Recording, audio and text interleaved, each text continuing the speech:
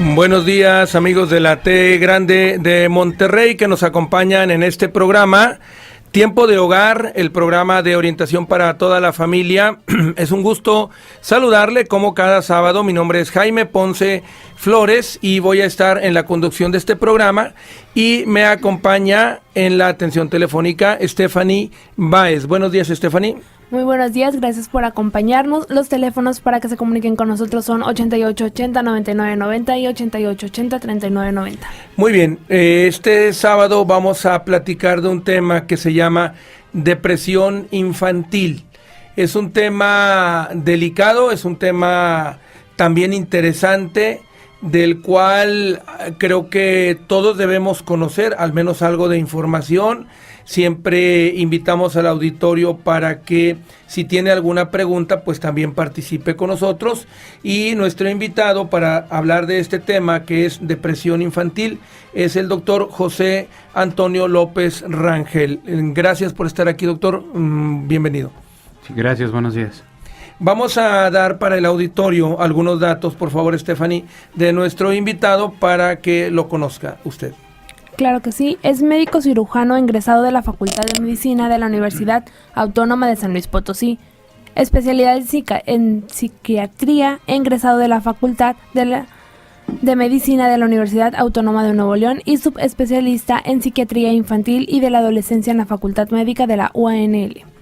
Está certificado por el Congreso Mexicano de la Psiquiatría y es miembro activo de la Asociación Psiquiátrica Mexicana y de la Asociación de Psiquiatría Infantil y de la Adolescencia del Noreste. Ponente en congresos y conferencias a nivel local y nacional. Participó en líneas de investigación en áreas como en el estudio de la eficacia de tratamientos farmacológicos, intervenciones psicoeducativas, la expresión genética y su relación con la salud mental. Muy bien, pues como usted puede darse cuenta, un profesional muy preparado en su área, y por eso lo hemos invitado para platicar de este tema. Y quisiera comenzar preguntándole, doctor, en primer lugar, para que nuestro público vaya adentrándose en estos conceptos, ¿qué es la depresión? Muy bien. Mira, pues la depresión en niños y adolescentes se presenta un poco diferente a los adultos. Normalmente los adultos estamos muy acostumbrados a saber que si alguien está deprimido es porque está llorando, está triste, no quiere pararse, batalla para dormir, a veces empiezan como a comer mucho o a comer menos, o con dolores físicos. Eso es como en los adultos. Pero en los niños hay un poquito de diferencia en los cuadros depresivos. Esos cuadros, como los niños normalmente no entienden mucho lo que es la tristeza, empiezan como a desesperarse. Entonces empiezan a tratar como de sentirse mejor. Entonces si nos vamos con lo que conocemos de un niño, pues un niño cuando tiene 3 años, por ejemplo, cuando se quiere sentir mejor, pues el clásico que vas al supermercado y quiere agarrar el dulce o quiere agarrar el juguete, y se enterca. Pero pues normalmente un niño hablando con él o con los límites de los papás se contiene. Entonces estos niños que en la infancia empiezan a deprimirse son niños que no se contienen con las reglas de los padres, se ponen más irritables, a veces hasta tienen como conductas un poquito de riesgo, se suben a bardas, no miden las consecuencias. Ahora, tiene que ser, como por un profesional quien empiece a evaluar esto. Hay algunos datos que son como básicos y claves en un niño, y a veces se los podemos preguntar muy directamente. Hay escalas que podemos encontrar en internet que los mismos padres les pueden preguntar a los niños, de si se sienten motivados, de si se sienten tan felices como hace una semana, si se sienten que los demás no los valoran igual, que si sienten que sus compañeros, ellos no son tan buenos como sus compañeros. O sea, cosas como 2 o 3 preguntas muy sencillas que lo que nos permiten darnos a entender es que los niños no se sienten tan seguros con su vida cotidiana. Y eso es algo muy importante. La depresión es algo que le puede pasar a entre el 20 y el 30% de la población en general en cualquier etapa de su vida, y que puede tener vaya, como consecuencia si no se detecta o no se trata a tiempo.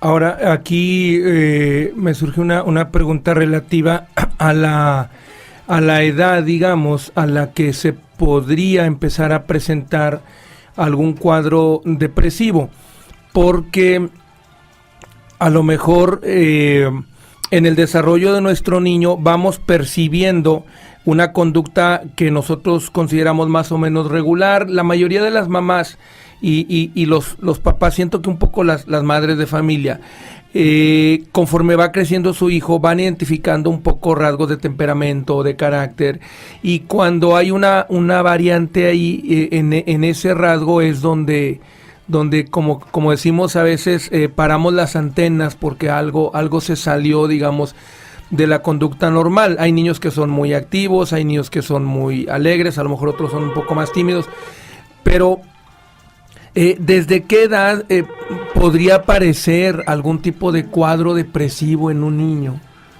Pues lamentablemente podría a veces presentarse desde niños desde 3 años.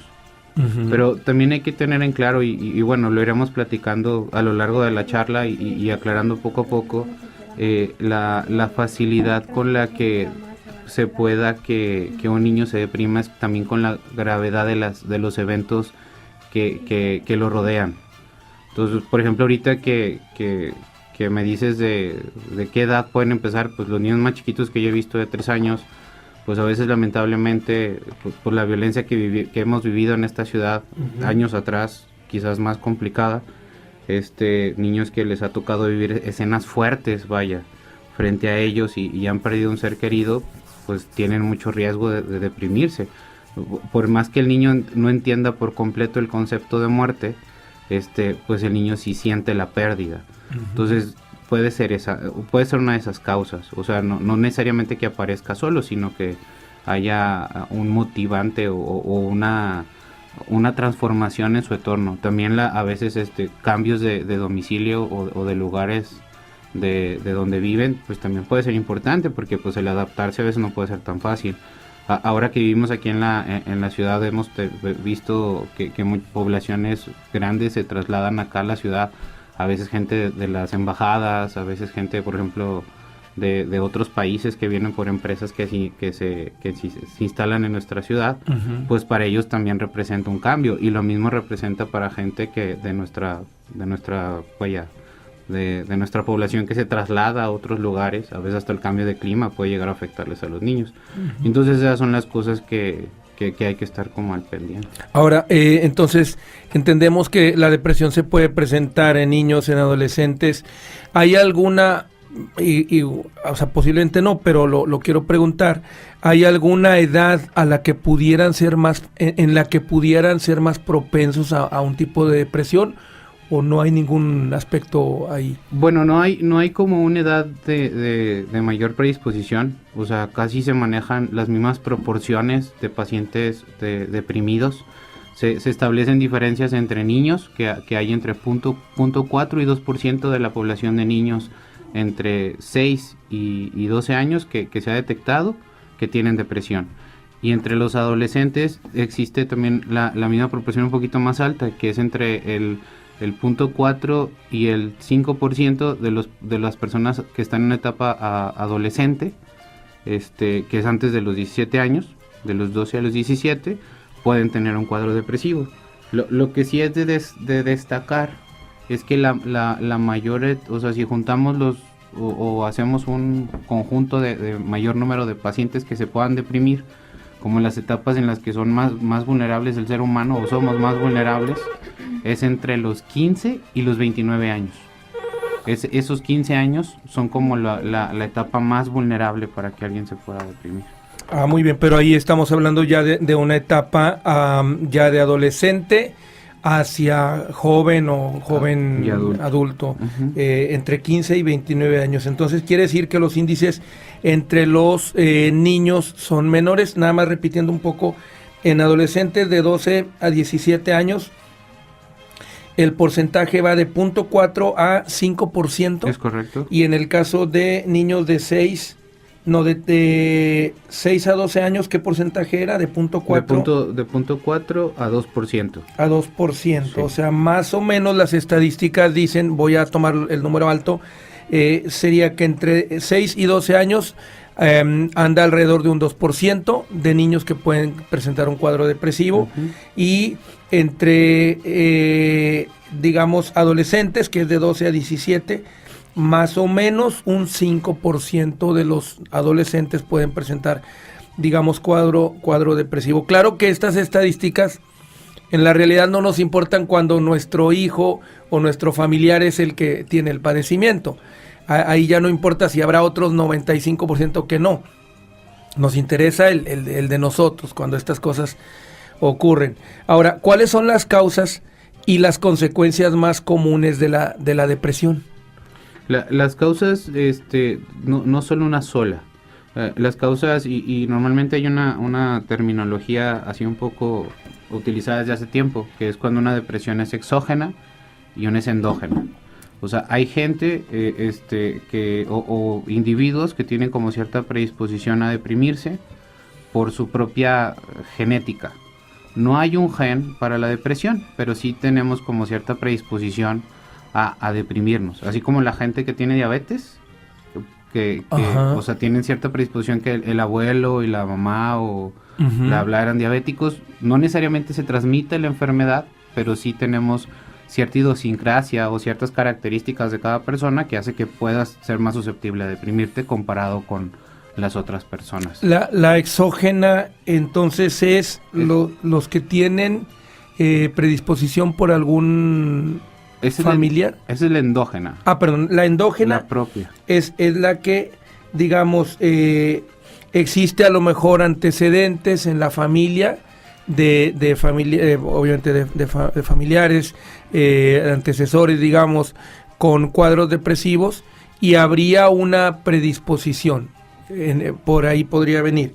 Y esta es la endógena, dijimos, y la exógena, ¿a qué se refiere? Y esa es la parte donde nos enfrentamos a la sociedad, a la escuela, a la familia, y pues a los eventos que no son programados en nuestra vida, las transiciones, las muertes, los accidentes, las enfermedades. Entonces, si un niño está sometido a un estrés alto y constante, pues sus defensas van a ceder y puede acabar en un cuadro depresivo, sin ser necesariamente que él tenga esa predisposición por sí mismo, sino fue un factor externo el que lo provocó.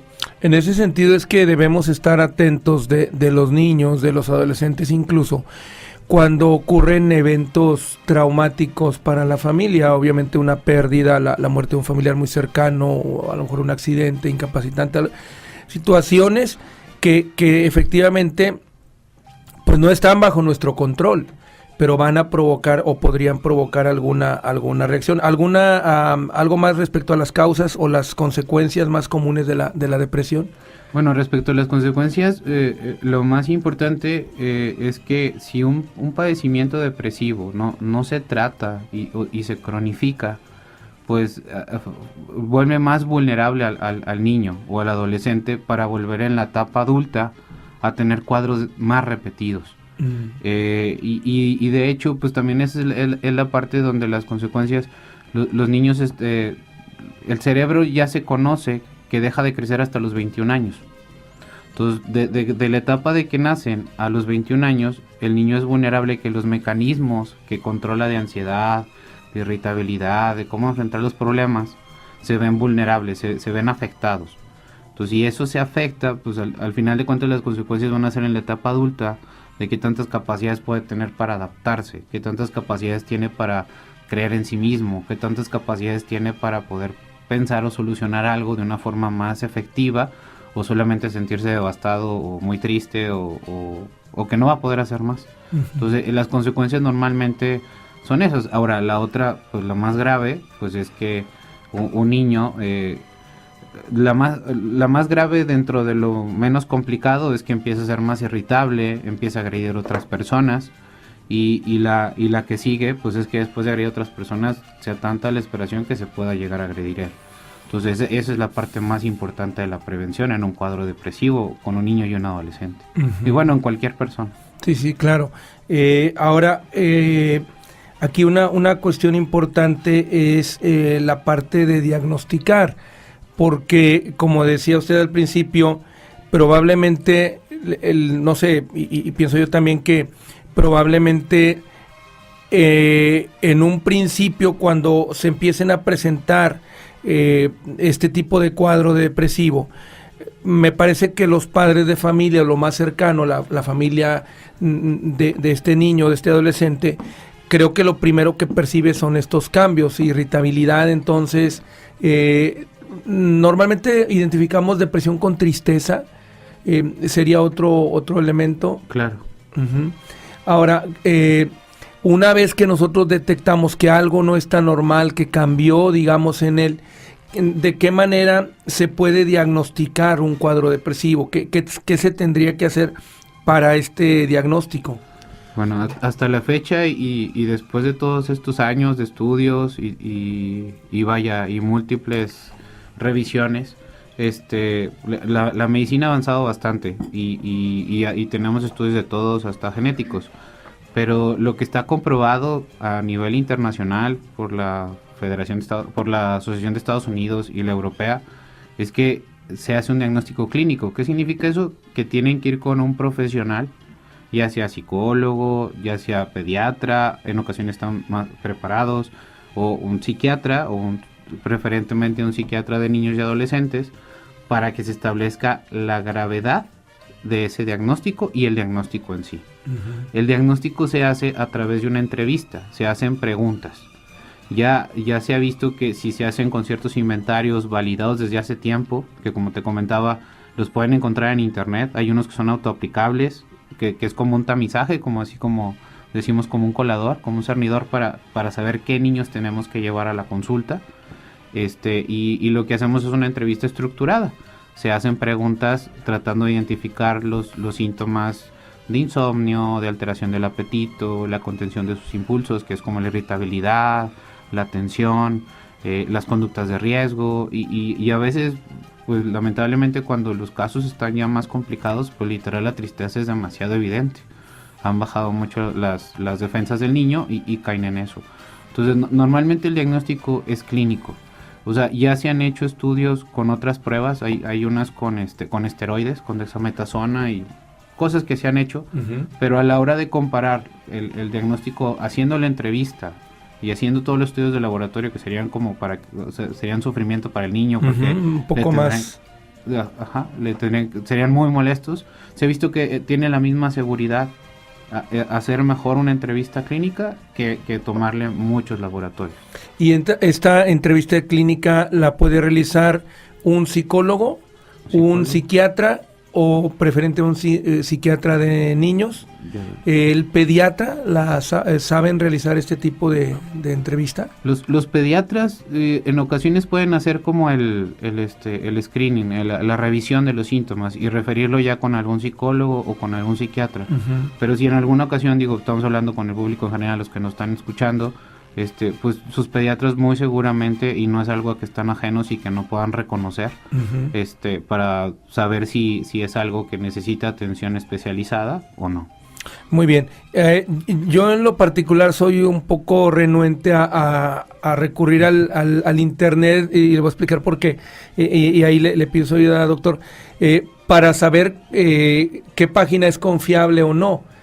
Porque no sé, ¿cómo buscaría yo? Casi siempre buscamos así en cualquier motor de búsqueda que tiene internet.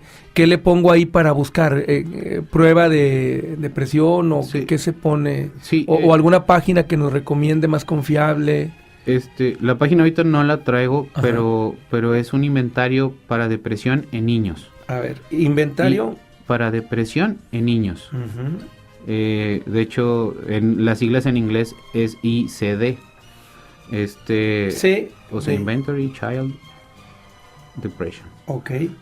Entonces, lo que normalmente le puedo decir a los que nos escuchan es que lo más factible es revisar en páginas, ya sea de Estados Unidos que están traducidas al español, uh-huh. como PubMed, o las mismas de cualquier gobierno del estado. Ellos, o sea, todos estamos obligados que la información que a veces proporcionamos a esas cuentas de gobierno, ya sea los psiquiatras en Estados Unidos o acá nosotros en México, pues es información válida. Ujú. Es más que suficiente para checarlo. Digo, y si ponen inventario de depresión en niños, es un inventario que tiene por lo menos 10 años utilizándose. Ujú. Son 20 preguntas que de hecho ahí mismo les van a decir cómo contestar. Son escalas del 1 al 4 y de hecho se hacen niños que puedan leer y escribir. Pero si el niño no sabe leer y escribir, se vale que la mamá o el papá contesten la encuesta con ellos. Y el corte son 15 puntos. Si hay 15 puntos, queda una duda razonable y muy probable de que tenga un cuadro depresivo. Ajá. Y de que haya que revisar qué tratamiento tomar o tener con un especialista. Esa parte es importante, es decir, no solo realizar la encuesta, digamos, este cuestionario, sino ahí mismo que diga si se obtuvieron tantos puntos, entonces ya es importante acudir con un especialista. De todas maneras, y yo en lo particular, normalmente si tengo duda, si no me parece tan confiable la página, pero yo estoy viendo, porque eso es creo que lo principal, Claro. que uno como familiar, como padre de familia, está viendo que hay alguna situación que se está saliendo de la conducta normal de nuestro hijo, de nuestra hija, entonces si no se confía tanto en la página de internet, pues sí, efectivamente acudir con un primer especialista que sería el pediatra, y si es necesario, pues que se refiera con un psicólogo o con un psiquiatra. Ahora, todos los trastornos de depresión necesitan tratamiento con medicamentos, doctor, porque aquí creo que hay una especie de estigma respecto a darle medicamento al niño o al adolescente. No sé qué pasa ahí. ¿Todos requieren tratamiento con medicamento? Sí, de hecho, no. O sea, no es una No todos. necesidad forzosa. Ah, Y de hecho, actualmente las recomendaciones de la literatura y de todo lo que se da en la investigación actualmente es tratar de que nosotros como profesionales encontremos medidas para evitar dar medicación. No, o sea, habrá un punto donde ya como profesionales digamos, ¿sabe qué? Tiene que tomar medicamento, pero la primera indicación es evitar. Volviendo al mismo punto de la causa de los traumas y la alteración que puede generar en el neurodesarrollo del niño, pues los medicamentos también estorban. En ese punto, estorban hasta cierto punto, ¿verdad? Entonces, lo que buscamos es mantener las condiciones ideales de su neurodesarrollo. Los medicamentos nunca han hecho daño, ¿sí? Pero lo que sí puede llegar a pasar en un futuro es que haya un poquito de dificultad en que si esa persona llega a tener un cuadro depresivo a los 20, 35 años, sea un poquito más difícil el poderlo mejorar. cuando Entonces, usó medicamento. cuando se usan medicamentos en la infancia. Por eso lo que normalmente hacemos todos es agotar todas las medidas conductuales y ambientales para que el menor mejore. Ajá. A veces entre más chiquitos es más fácil que con medidas conductuales mejoren. ¿Por qué? Porque si ustedes se ponen a pensar, pues un niño de 3 años que decide, si acaso decide qué playera se pone, en el mejor de los casos, qué Ujú. cosa quiere ver en la tablet, que no debería, ¿verdad? Pero en la televisión, o a dónde quiere, o qué quiere comer y qué no. Pero realmente toda su vida depende de sus padres. Ujú. Entonces, y normalmente a veces el que haya de ese desajuste en el cuidado de los padres es lo que favorece el cuadro depresivo en niños muy pequeños. Entonces, con medidas que favorezcan que el niño perciba ese cuidado de los padres, puede mejorar por sí misma la historia. Ahora, ok. la misma escala, el cuadro depresivo, digo, no quería entrar en eso porque luego los puedo revolver un poco, pero creo que se vale que lo sepan. El cuadro depresivo se diagnostica como moderado o grave, y eso ya lo sabemos los profesionales. Entonces tenemos un rango de que si los síntomas que vemos por la entrevista que hacemos son graves, no tenemos de otra, tenemos que medicar. Ujú. Pero si los síntomas llegan a ser moderados, tenemos la opción y debemos de esforzarnos por tratar de hacer medidas conductuales 1 o 2 semanas, quizás 3, y ver que haya una mejoría parcial para esperar seguir con las medidas para que mejoren. Ujú. Entonces sí es algo que actualmente tratamos de no llegar nada más como que llegue el niño y que lo mediquen. Y eso es algo que también como psiquiatra nos estamos preparando todos, y más con psiquiatras niños y adolescentes. Acá tenemos la ventaja en la ciudad que en el departamento de psiquiatría de la Autónoma, el programa incluye muchos aspectos psicopedagógicos y de psicoterapia para niños y de intervenciones familiares. Entonces se cuenta con que los psiquiatras infantiles que egresan tienen toda la capacidad para poder evitar al máximo el uso de medicaciones. Uh-huh. Y asegurarles que sí, que si les dicen que ya necesitan medicamento, pues es porque realmente es una opción y es necesario. Muy bien, ese es bien importante saberlo, obviamente, cuando se presentan estas situaciones. También aclarar que no hacen daño los medicamentos, que no son malos, digamos en un lenguaje así muy coloquial, que el profesional cuando los determina es porque está hablando ya él reconociendo un cuadro grave, y que antes de esto, cuando el cuadro es moderado, que no es tan grave, se plantean opciones de conducta, digamos, de apoyo familiar, de situaciones, como dice el doctor, del ambiente, que le van a ayudar al niño o al adolescente a salir de este cuadro depresivo.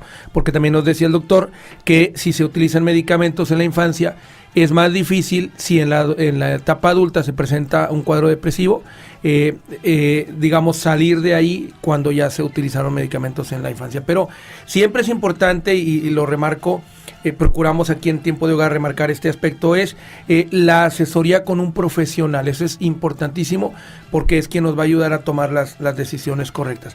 Muy bien, vamos a hacer un primer corte comercial. Stephanie, por favor. Claro que sí, les recordamos que el día de hoy estamos hablando de la depresión infantil con el invitado José Antonio López Rangel, y los teléfonos para que se comuniquen con nosotros son el 8880-9990 y 8880-3990. Estamos platicando este sábado acerca del tema depresión infantil. Nuestro invitado es el doctor José Antonio López Rangel, y hemos estado platicando en la primera parte del programa acerca de las causas de esta enfermedad, un poco, obviamente, la definición de lo que es depresión, y también ya empezamos a platicar acerca de cuándo es saber cuándo es necesario utilizar algún medicamento o cuándo no es necesario. De ese tema, doctor, quería preguntar, hay como un mito respecto a que a veces cuando se medica a la gente pudiera causar cierta adicción al medicamento. ¿Eso es correcto? ¿Es correcto que digo, es real que provoca adicción, que puede provocar adicción un medicamento? No, o sea, bueno, los antidepresivos como tal, que es el tratamiento básico para un cuadro depresivo, no causan adicción. Al inicio el medicamento tarda unos días en empezar a hacer efecto, y cuando se retira se debe hacer de forma gradual para que no tenga molestias, pero realmente no causa adicción. Y de hecho, pues el tratamiento no se busca que lo tomen de por vida, sino el tiempo adecuado. Pero no, realmente en psiquiatría o en psiquiatría de niños y adolescentes, los medicamentos que causan adicción son, la gente conoce como ribotril, como clonazepam, pero esos medicamentos normalmente de inicio nunca se los damos a los niños. Entonces el antidepresivo no hay nada que demuestre hasta la fecha que cause adicción. Bueno, esa parte es importante, sobre todo porque de pronto hay mitos y pues sí hay que aclararlos. Muy bien, vamos a darle paso a una llamada. Buenos días, nos quiere hacer una pregunta, me dicen que no. Sí, buenos días, sí, una pregunta para el doctor. Sí, por favor. Mire, yo tengo un nietecito que tiene el diagnóstico que me dieron desde un principio, que lo empecé a tratar por sus estados de depresión, fue a los 7 años. Entonces, el diagnóstico que me dieron es lento aprendizaje y déficit de atención. Entonces me lo estuvieron atendiendo y medicando con carbamazepina de 200 miligramos al principio. Fue alrededor de 7 años, 8 años, perdón. Entonces, cuando él cumple los 16 me lo pasan a la unidad de psicología del universitario. y ahí me le cambian a la oscarbamazepina de 300. Yo le quiero preguntar al doctor, porque le hago esa pregunta al psicólogo y me dice, pues ahorita por el momento no es ¿cómo le dijera? ¿Conveniente? Conveniente a quitársela. Dice, porque en sí él pues presenta estados anímicos diferentes, ¿verdad? Dice, ahorita pues yo ya le diría en qué tiempo se la quitaríamos. Y la pregunta de ustedes respecto a eso, si convendría... Sí, que si no vaya a ser, por decir, un problema cuando él tenga 25, 30 años, vaya. Como los estoy escuchando, que no vaya a repercutirle, pues a empeorarle, ¿verdad? Y se estuvo atendiendo con risperidona por un tiempo muy corto porque presentaba como un tipo miedos, y la sertralina de 50 también por un tiempo muy corto. Ahorita me lo está tratando el neurólogo, pero lo ve cada 6 meses. Entonces en abril le hicieron unos estudios de un TAC y una resonancia, pero en sí, como tuve un problema de que falleció una media hermanita de él y él andaba muy irritable, muy desconcentrado, en sí no tomé bien los resultados que le salieron en el estudio. Hasta ahorita, en estos días, va a tener cita con el neurólogo, pero el neurólogo no lo está medicando. Yo no sé si la oscarbamazepina, pues ya ve que normalmente dicen que el psicólogo y el neurólogo van de la mano, ¿verdad? No sé si sea decisión del neurólogo o del psicólogo quitarle o dejarle el tratamiento así. Muy bien, mire, ya escuchó aquí el doctor la situación, y ahorita le hace un comentario. Yo lo sigo escuchando. Sí, me gusta mucho su programa, los felicito. Gracias. Porque orientan bastante. Gracias. Y que Dios los bendiga. Qué amable, muchas gracias. Que tengan un maravilloso día. Igualmente, muchas gracias.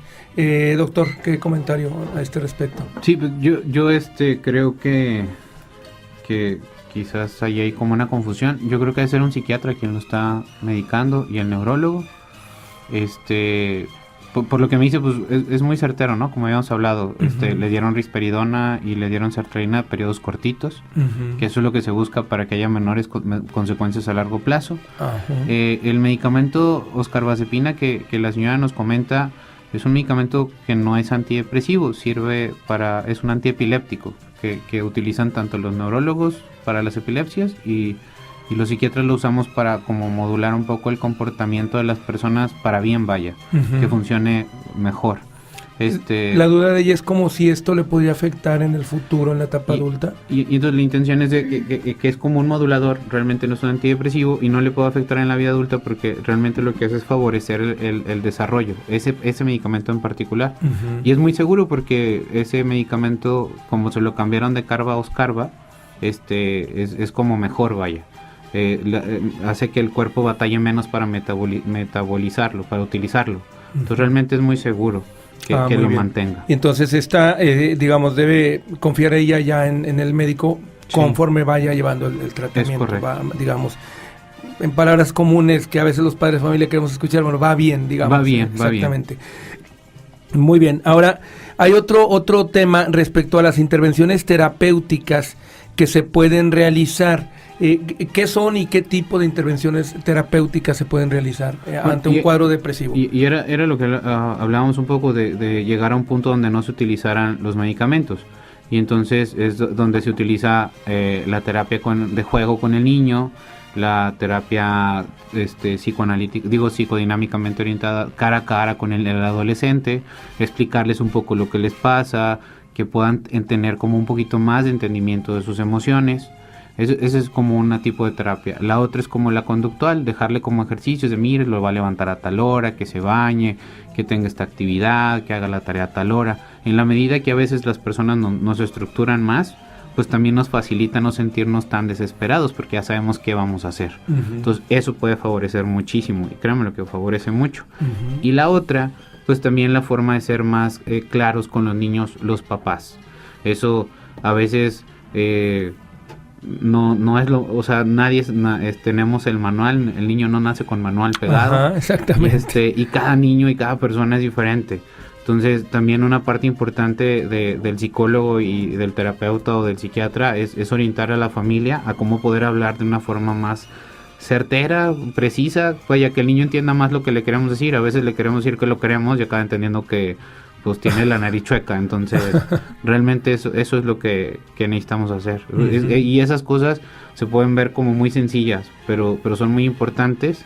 Y tienen cambios muy evidentes. Aquí entonces podrían ser, resumiendo un poco, planteándolo de manera muy sencilla, actividades concretas que él pueda hacer, una estructura de sus actividades, o también la forma en que la familia se relaciona, se comunica entre la propia familia y con el niño, ¿verdad? Serían, así que no nos sorprendamos si es que en un caso de este tipo nos dan algunas recomendaciones de actitudes que debemos de tener o comportamientos para apoyar en esta situación.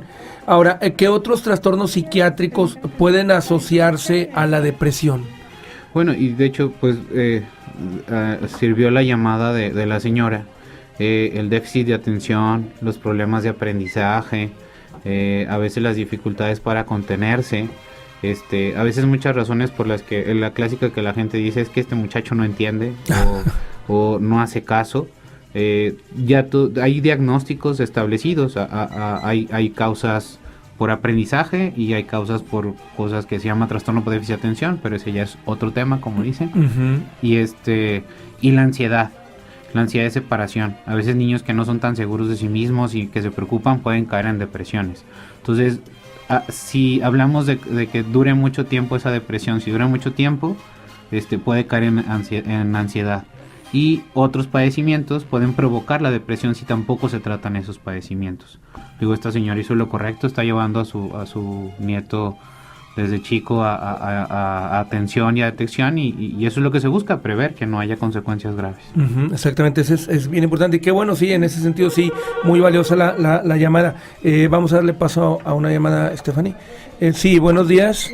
Buenos días, quería hablar con el doctor. A ver, háganos la pregunta, aquí la escucha él.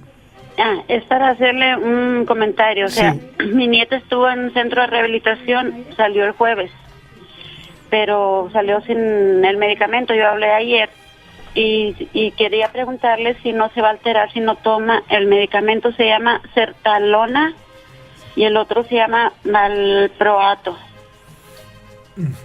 Doctor. Le indicaron que lo suspendiera ahí en el centro. No, es que como la sacamos porque no podíamos con los pagos. Ok. Y no. Duró 2 meses. Ok, no, pues entonces yo le sugeriría que fuera con el médico que se le indicó y que no se la suspendiera hasta que el médico le indique. Podemos ir con uno de aquí, de donde vivemos. Pues sí, no sé si sería mejor en el centro donde estaba o cómo. ¿Dónde estaba? Sí, en el centro. Ahí debe haber un psiquiatra, ¿no? O algún médico que se lo dio. Psiquiatra. Sí, entonces pues trate de contactar ahí si lo pueden consultar, y si no, pues ir a otro centro donde le puedan dar seguimiento por psiquiatría. Hay centros de salud, se llaman los CAPA, que son de salubridad, ahí le pueden dar seguimiento. Muy bien. Sí, pues yo le comenté a la señorita que me atendió ayer y le dije, es que no trae medicamento. Dijo, no, es que se le terminó, pues como ya no trajeron. No se lo suspenda, sígale y trate de ir al CAPA, más cerca ahí de su localidad o donde está usted. Están repartidos en Guadalupe, en Escobedo, en García y en Monterrey. Hablo de aquí de Cadereyta. Allá creo que hay uno, búscalo en internet, ponga CAPA, Centro de Atención a Adicciones. No tengo yo internet. Yo ahorita le voy a dar una opción, si quiere, terminando la llamada, para que anote un teléfono que le voy a dar. Escúchelo por el radio y ahí le pueden dar la información. Muy bien, gracias. A Muy usted amable. muchas gracias. Que tenga buen día. Igualmente, Adiós. muchas gracias. Mire, para todo el público, al menos yo he utilizado este teléfono y funciona bastante bien. Es el 070, así 070, así bien cortito. 070 es un sistema de información del gobierno del estado. Uno marca y ahí pregunta, en el caso de nuestra radio escucha, pregunte por el CAPA, que son centros de salud, y le dice usted dónde vive y le van a encontrar el más cercano. Lo atiende un operador, una operadora, creo que es marcando la opción 1, que es Informatel, y normalmente dan buena información, ahí pueden localizar ese dato. Otra llamada, vamos a pasarla a Stephanie, por favor. Buenos días, ¿quién nos llama? Buenos días, mire, yo quiero dar una opinión muy breve, nada más. Adelante. Que pues siempre me gusta escuchar el programa. Gracias. Y también pienso que los niños, como sus madres trabajan y los llevan a la guardería, pues ellos, no todos los niños responden igual, ¿verdad? Eso.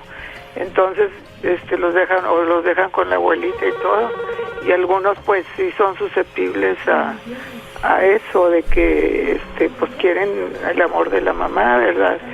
Y pues ni modo, así está la situación ahorita, pero creo que también eso influye en algunos niños. Gracias por su comentario. Gracias a usted. Muchas gracias, doctor. Entiendo que la opinión de nuestra red escucha es que los niños que están en guardería, que los cuidan los abuelitos, a lo mejor por la ausencia de los padres, pudieran ser propensos a un tipo de cuadro depresivo, a una situación así.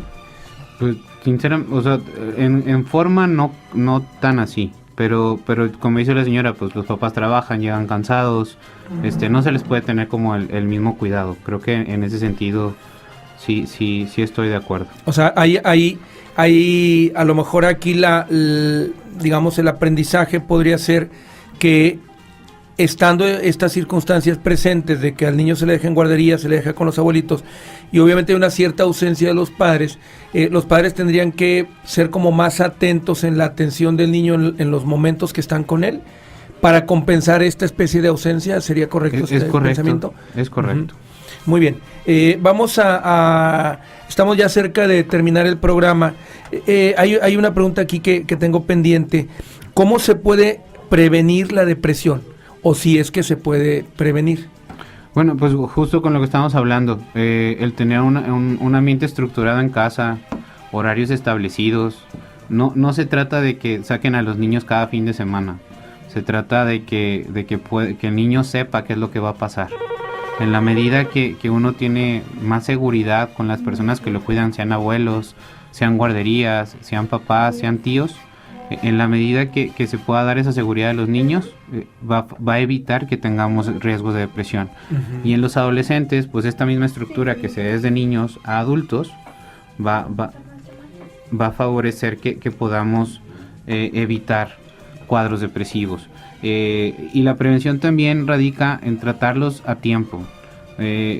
Algunos médicos siempre decimos, y a veces no todos tenemos la misma cara, pero más vale que nos lleven a alguien que no tiene depresión a alguien que está muy grave. Entonces es más fácil, es más económico para todos que si alguien tiene la duda, busque en internet este inventario o como tú comentabas en páginas que sean seguras. Y la otra, ahorita recordé un poco con lo del CAPA, literal el gobierno y federal y estatal están haciendo mucho hincapié, escalas también y evaluaciones lo están haciendo médicos generales. Algo que también se me pasó a decir, el 70% de los pacientes que tienen depresión adultos nunca los ve un psiquiatra, los ve un médico general, pero porque ya se sabe cómo tratarlos. Uh-huh. El gobierno del estado, yo he participado en cómo preparar a médicos que están en las unidades de salubridad para la atención y la detección de estos pacientes. Entonces, realmente no duden en acudir a algún médico de primer contacto para poder descartar eso. Más vale ir y que nos digan no se preocupe, no tiene depresión, a ir cuando ya está muy grave y pues sí es más complicado. Vamos a darle paso a una llamada, nos queda muy poquito tiempo. Buenos días, muy breve si nos hace favor porque nos queda bien poquito tiempo. Sí, nada más preguntarle porque a mi hija es especial y le están dando a Temperatol y ¿cómo se llama? La carbamazepina. Pero tiene una discapacidad. Sí, pero es muy agresiva. Y su pregunta es si está correcto este tratamiento o cuál es la pregunta. No, es la ¿cómo se llama? La medicina esa para dormir aparte. Ujú. A ver, nada más repítame los nombres. Es atemperatol y la otra es la ¿cómo se llama? Es la carbamazepina y el valproato. No, sí, señora, debe tener un seguimiento así más por dormir. Sí, Sí. Bueno, ya le escuchó aquí el doctor y aquí le contesta al aire. Gracias. Gracias. Sí. No, sí, señora, de eso no se lo suspenda y bueno, estamos hablando de condiciones muy especiales respecto a su hija y si deba de seguir con el tratamiento, siga las indicaciones. Sí, normalmente los padres de familia a veces cometemos el error de vemos una mejoría o algo y queremos ya retirar, pero siempre también en esa parte hay que asesorarse con el profesional. Muy bien, doctor, se nos acabó el tiempo prácticamente. Un último comentario respecto a lo que hemos platicado el día de hoy, un último mensaje para el auditorio respecto a este tema, doctor. Pues la intención siempre de nosotros como profesionales y la razón por la misma que yo me dedico a esto es tratar de prever. Yo les insistiría mucho que si les quedan dudas de cómo está su hijo, antes de pensar que es una persona chiflada o que es exagerado, pongámosle más atención al comportamiento de mi hijo, qué tanto estoy haciendo yo para que se porte de una forma u otra. Y qué tanto también podemos prever que no se exponga el niño en la escuela o en otras cosas, que no tenga riesgos, vaya. Uh-huh. Pues yo creo que eso es a mí lo que normalmente siempre comento cada vez que me preguntan y se me hace lo más importante. Más vale ir a una consulta que les digan que no pasa nada, más vale pecar de exagerados Uh-huh. que por omisión. Entonces, yo realmente eso es lo que les recomendaría. Muy bien, pues muchas gracias, doctor José Antonio López Rangel, por haber estado con nosotros. Muy valioso todo lo que nos ha comentado el día de hoy. Gracias. Gracias. Y pues, Stephanie, nos despedimos. Muchas gracias por acompañarnos el día de hoy. Se despiden sus amigos Jaime Ponce y Stephanie Báez, y en la atención técnica Raúl Montañez. Los esperamos la próxima semana en su programa que se llama Tiempo de Hogar.